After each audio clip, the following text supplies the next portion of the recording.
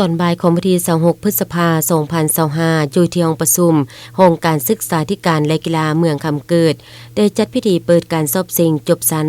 ประถมป .5 ขึ้นโดยการเป็นประธานของทานผาสุขจุมมละวงศ์คณะประจำภาคเมืองห้องเจ้าเมืองคำเกิดมีบรรดาคณะกรรมการควบคุมการสอบเสิ่งและน้องน้อยนักเรียนเข้าร่วมอย่างพร้อมเพรียงในพิธีได้ฟังการรายงานสภาพความพร้อมการหังหากาเกียมการสอบเสิ่งและผ่านข้อตกลงของทานเจ้าเมืองฉบับเลขที่206/มคก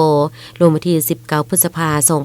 2025ว่าด้วยการแต่งตั้งคณะกรรมการรับผิดชอบในการสอบเสิ่งจบชั้นประถมป .5 สายสมานศึกษาประจำศกเฮียน2024-2025ทั่วเมืองคำเกิดมี14ศูนย์สอบเสิ่ง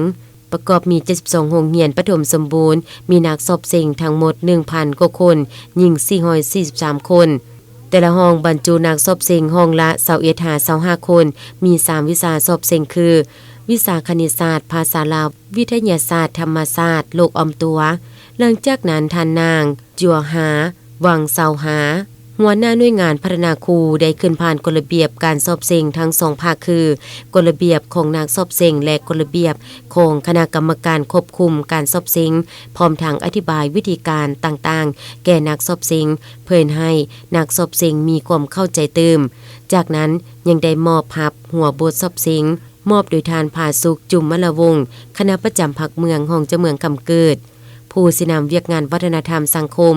ฮับโดยท่านนางสุขสวรรค์วรสารห้องในบ้านอุดมต่างนาบรรดาศูนย์สอบเสิ่งและตอนท้ายพิธีทานผาสุขจุมมละวงศ์คณะประจำภาคเมืองห้องเจ้าเมืองคำเกิดยังได้ทิศสีนำและอบรมเติมอีก